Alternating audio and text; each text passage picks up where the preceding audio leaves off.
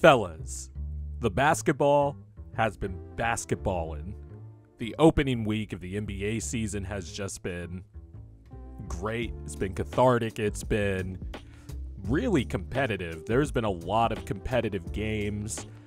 So far this week, we've had competitive games. We've had two all-time great players facing off against each other for the first time in 5 years. We got to appreciate that while that's still here. The debut of Dame and Giannis, even though Dame time went crazy against my team. Some encouragement for Sixer fans with Tyrese Maxey. The debut of Victor Wembanyama. And yesterday last night I went to the Kings-Warriors game, and I feel like I've seen them in person for the 40th time in this calendar year. They've played each other so much, but Steph Curry went off.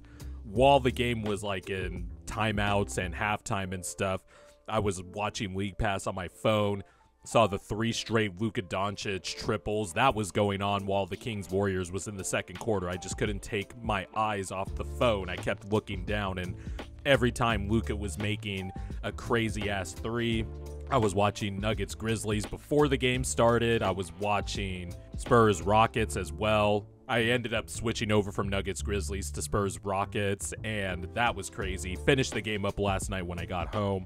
There's just been a lot of good basketball. Oh, and I also, caught a peep of the Clippers Jazz towards the end of the game. Kawhi missed that shot. Jordan Clarkson made that game-winning 3. It's been a great week of basketball so far. So let's do some degenerate shit. Let's overreact to the first week of the NBA season, because there's not enough games played yet, obviously. We can only comment on what we see, but let's go over some teams, future, maybe not future developments, trends, all that good stuff. We got to start with, of course, Victor Wembanyama, the most anticipated rookie debut in a long time. Had a decent game. The Mavericks definitely had something to say about it towards the end, but you can already see the Spurs' young talent shining. I think a lot of people who are tuning in just to watch Wembanyama, people are going to find out very early how good Devin Vassell is. I think that's their guard of the future, the Tony Parker, Manu Ginobili heir apparent. Just somebody who can really shoot the piss out of the ball, can really shoot in the mid-range. Already developing a nice two-man game with Wemby. And speaking of two-man games, I think the Mavs made the decision quickly, and it was the correct one, but you got to start rookie Derek Lively for the rest of the season. I know it's only one game, or now 2 games, because the Mavericks played the Nets yesterday, and Derek Lively he had a rookie type of game, let's just say. But I think it was apparent in that first game against the Spurs that Luka really needs that athletic center, that super lob threat. Luka loves throwing lob passes. It allows him to operate in a space where he can manipulate and maneuver his body in spaces once he gets the defender on his hip, or he gets deep down into the paint and he could just thread the needle, and I think he likes the challenge of throwing those passes. But you can tell at the end of the game, like, Luka was happy playing with Derek Lively. He even cussed on national TV. So the Mavericks made a really good draft pick. I know it was only one game off of that, but after the game, I was just like, yeah, he needs to start, because there's just a level of dynamic play there that is unlocked by having a lob threat like Derek Lively. And back to Wemby, even though he had a decent game, he's still going to do, and the Spurs, I guess, have talked about this, every day in practice, they see 2 or 3 things that they've never seen before, and I imagine that's a pretty fair and true statement, considering Wemby is 7'4" and has a crazy-ass wingspan, because even in his decent game against the Mavericks, he showed out with a few big plays, a pull-up 3 in someone's face in crunch time. Like, Wemby will still do stuff that's crazy. In the Rockets game yesterday, Wemby had I would say he had a very poor half, but then in the second half, he flipped the switch and started playing better.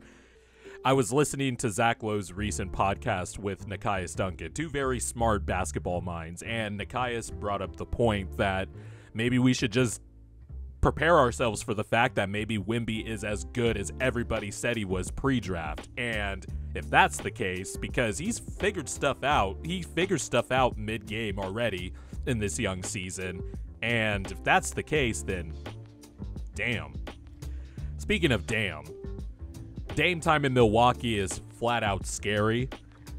He did it against my 76ers on Thursday, and I had a lot more positives for the 76ers that I took away from this game than negative, like the fact that we really just need like 2 or 3 rotation pieces because this team is still good. Joel Embiid was rusty, and I wouldn't say he was out of shape, but you could tell he was out of sync with his teammates, only playing 1 preseason game. But the offense will take a bit to get down, but Tyrese Maxey looked good. I thought Jaden Springer looked good in his 5 minutes, but no one cares about Jaden Springer minutes that are not Sixer fans. So let's get back to Dame time. Giannis didn't have the best game. Joel Embiid didn't have the best game either. They both turned the ball over like crazy, but when the half-court offense is stagnant, you can just go to Damian Lillard, who scored 14 straight points to close the Sixers out after the Sixers went up, 102-94 with about 6 minutes left, and after that, it was just curtains.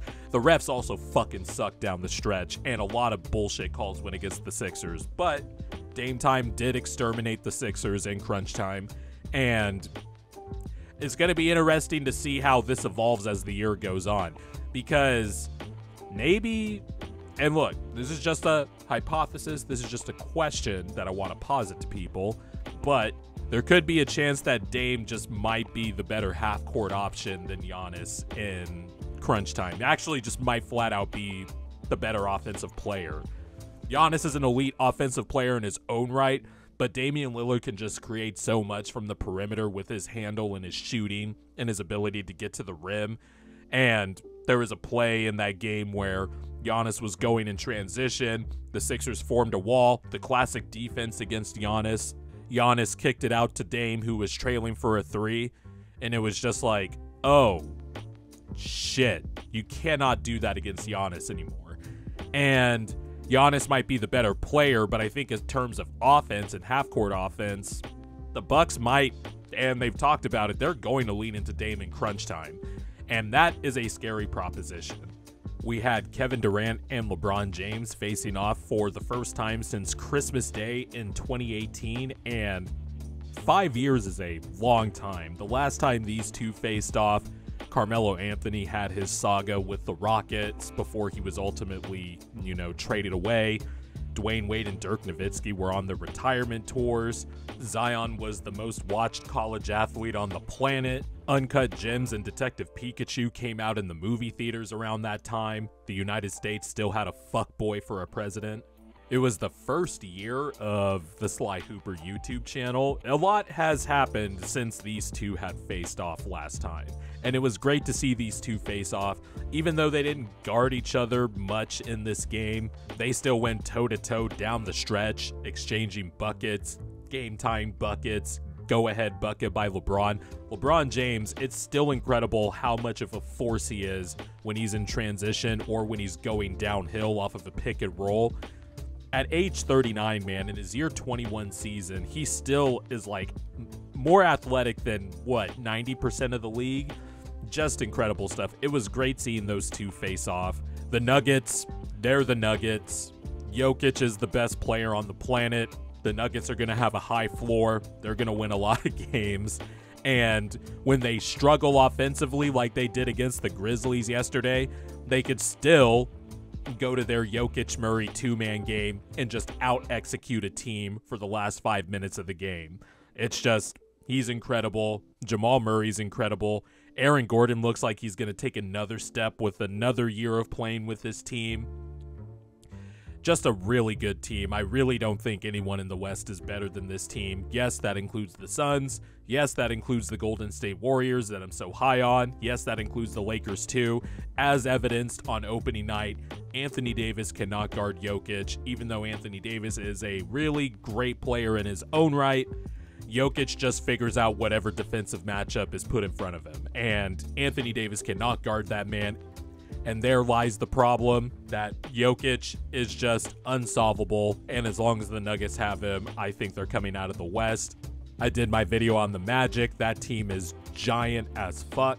And I will ignore Cade Cunningham's game yesterday against the Hornets and talk about his game against the Heat, because the fact that he dropped 30 and 9 with no free throws on a team that just has 90 spacing. I'm sorry, Pistons fans. I don't think Isaiah Stewart and Jalen Duren should start together. I like Isaiah Stewart as a player, but I would rather see the Pistons accelerate the growth of their franchise player by putting the proper spacing and offense around him. And look, I know Bojan Bogdanovic and Isaiah Livers are out, and Isaiah Stewart and Jalen Duren played well in that Miami game. I just want to see Cade develop because I think he's going to be a superstar, and to aid that development, he needs to have spacing so he can have room in the paint to get to the line, spray passes out to the perimeter, and all that good stuff.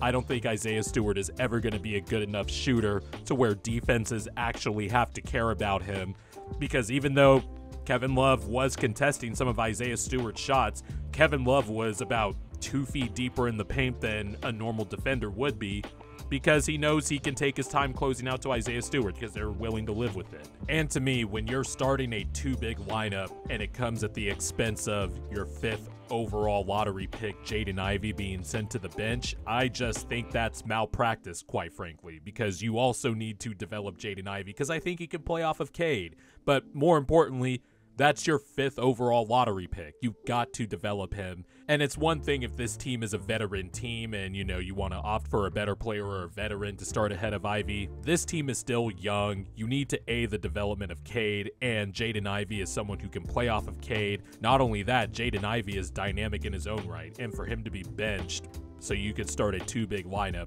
I don't know, that's malpractice to me. But a lot of fun stuff happened this week. I'm glad the NBA season's back. I can't wait to react to the season as it goes along on this channel, and I want to thank the subscribers for going on this ride with me. Hopefully we can enjoy the journey and the growth, and this will be my first full season just solely focused on this channel and not having, a day job to take away from that focus and take away from focusing on the season. And I think this NBA season is gonna be a banger.